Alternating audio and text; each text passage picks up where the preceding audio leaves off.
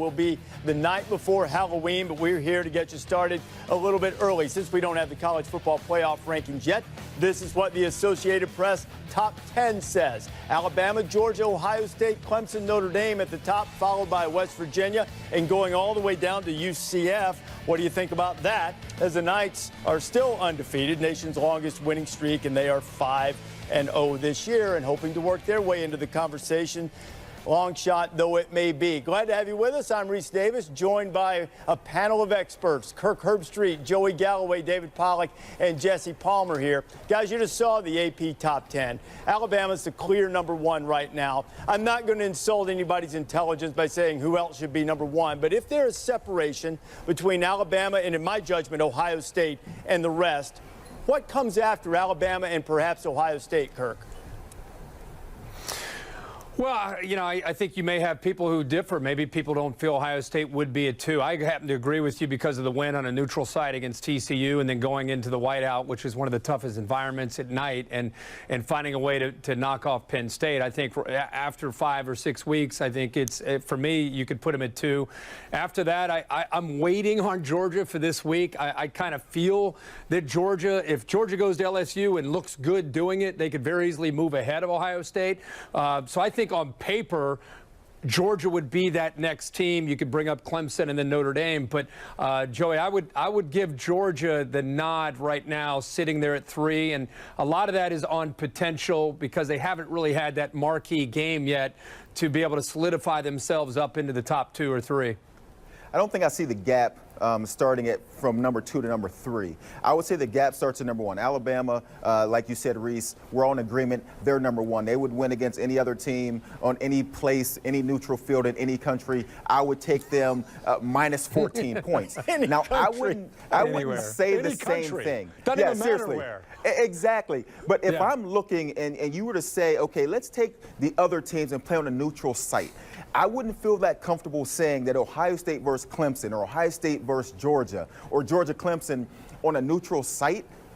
I think I would have to really think about who would win that game. So I don't see the gap being at 1 and 2 and then the rest of them. I actually still have Clemson at number 2. I like what they've done. In a game, in a tight game, I know it's Syracuse, but in a tight game, they dropped down to their number 3 quarterback midway through. This guy's pulling off a green vest and have to run onto the field. You can imagine how many reps he didn't get because they had Trevor Lawrence. They had Kelly Bryant that week before he decided to leave. And so, Jesse, when I look at it, I don't see that gap. I still like what Clemson's done. I think they're talented defensively. I still have Clemson at number 2, then Ohio State, and then Georgia. I like Alabama, the United States, Canada, or Pakistan. They are dominant right now. I think it's the best team that Nick Saban has had. I really do. I think it's really all because of quarterback Tua Tagovailoa. Guys, is there a more efficient quarterback that's ever played in college football history? This guy's been ridiculous. I got Ohio State at 2, guys, and I think Dwayne Haskins has been phenomenal, obviously having the best year statistically a quarterback at Ohio State has ever had. I got questions still about Ohio State's defense, though. I think they're giving up a lot of explosive plays, but I agree with what Kirk said earlier. I think that win at Penn State, to me, this year has been the most impressive win. Clemson at 3, and I give them a lot of credit for winning at A&M earlier this year, but also the win against Syracuse when Trevor Lawrence got injured. I think that showed a lot. Obviously, their defense is dominant. And finally, guys, I've got Notre Dame at 4, kind of on the inside now. I think I've seen enough from quarterback Ian Book over the last 3 weeks. To me, of any of these teams sort of in the top 6, I think Notre Dame's the best combination of, quote, eye test and resume, having beaten Michigan, Stanford with Bryce Love, and then very impressive win this past week on the road at Virginia Tech. That's been impressive to me. So I've kind of got Georgia on the outside looking in for what we've all just said. Really haven't been tested yet. South Carolina, probably the toughest game they've played so far. And then, David, I've got Penn State at number 6. I give them a lot of credit for how they played that Ohio State game, being up by 12 points in the fourth quarter against a very good team. I think you could make the argument Trace McSorley should be in the Heisman discussion.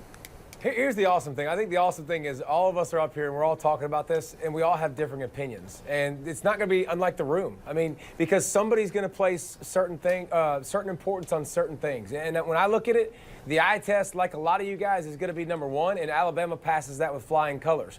To me, the rest is all the same. I mean, Ohio State, I like what they've done from a resume standpoint. They look the same to me as Clemson. I think that's a great game if they play Clemson. I think it's a great game if they play Georgia. Ohio Ohio State, all those teams. So to me, I start going with resume. And when I look at resume, Ohio State's got the next best resume. Notre Dame's got the next best resume for me. And then Clemson going to A&M to me is next. And then I had Georgia 5 and Penn State 6. I'm not putting on Penn State just like you guys because we saw that Penn State-Ohio State game they very easily could have won. But, I mean, I honestly think that 2 through 6 range is, what have you done right now from a standpoint of resume? Because I think there's a lot of the same to me. I think, David, there's a tier there, and I know Penn State's not ranked there, but on my AP ballot, Penn State's number 6. And I think after number 6, there is a drop, and I would agree that there's separation maybe at the top. I don't think there's a lot of separation potentially, especially once we get to the postseason where I expect Ohio State to be and Alabama. But I want to go back to Notre Dame. David, I want to hit this at you. I think a lot of people have gotten in their mind what happened to Notre Dame in the old BCS championship game against Alabama in 2012 and saying they don't really belong. This looks like a different type of Irish team to me. They do look like one of the elite teams in the country.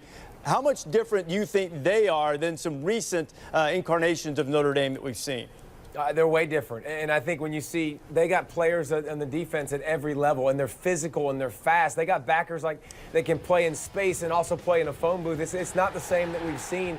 And again, we're talking about Notre Dame, and I think a lot of us believed in Notre Dame's defense from what we saw a year ago. But the only reason now we're really buying in, and the only reason I'm really buying in, is Ian Book gives them a point guard, distributing the ball to 10, 11 wide receivers, taking what the defense gives them. So I think Notre Dame is as good as anybody in a situation of being it right now and being able to run the table and be an undefeated team at the end of the year.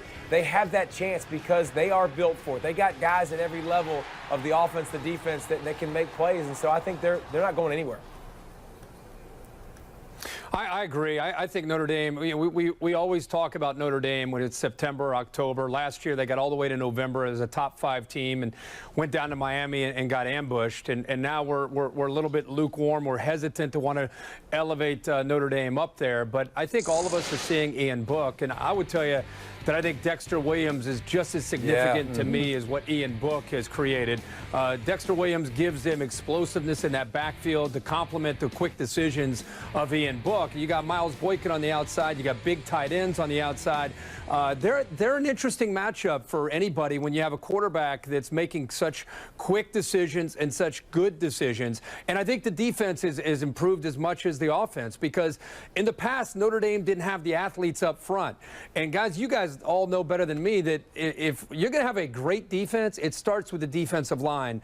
And Notre Dame has an abundance of talent, not just on the edge, but with Jerry Tillery and the group in the middle, the linebacker play. They got really good corners. This is a different feeling Notre Dame team. Now, it's not just to say, hey, they're going to run the table and they're a lock, but this has got a different kind of talent and a different kind of mojo and confidence, not just, again, because of Ian Book. He's helped infuse it, but I think Dexter Williams has been, in my opinion, just as significant. Yeah, I agree, Herb. And I think one thing different, too, is just the balance they have on offense and the different ways that they can score. You mentioned Dexter Williams, but I think you just go across the board with Jafar Armstrong or Alizé Mack at tight end and Boykin outside and Claypool. I mean, these dudes are 6'4", and they're dunking on people outside. Finke's been so good in the slot as well. And we kind of all questioned, well, you lose 2 linemen up front that were taken in the top 10 picks of the NFL draft. How does that affect the running game? How does that affect your pass protection? And this offense continues to be explosive. They've just been a joy to watch, and I think Ian Book's the guy at quarterback that really has helped kind of meld it and bring it all together, and that's why we keep talking about this team really being complete offensively, defensively, and on special teams.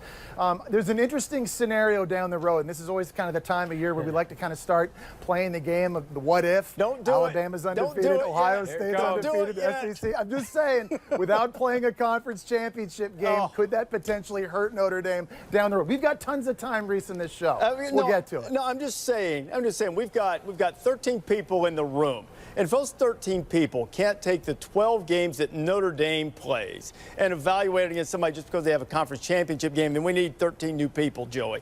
You know? I mean, come on. Give me something quick, Joey, real quick. I have no idea what you said. Well, why don't you listen then? Like no clue. I heard tried you. to play it I off, heard you. Reese, but I couldn't hear anything Jesse said, and I couldn't hear anything you just said until the very end when you said, "Joey, give me something quick." Okay, all right, here's quick on what? Here, let me say this. Let me see if you can hear this. Fake it till you make it. You know that one, I think. I tried my best. I tried, but I had no idea where you guys went when I couldn't hear. That'll happen. We're early, still 3 weeks until the first rankings. A lot more hype.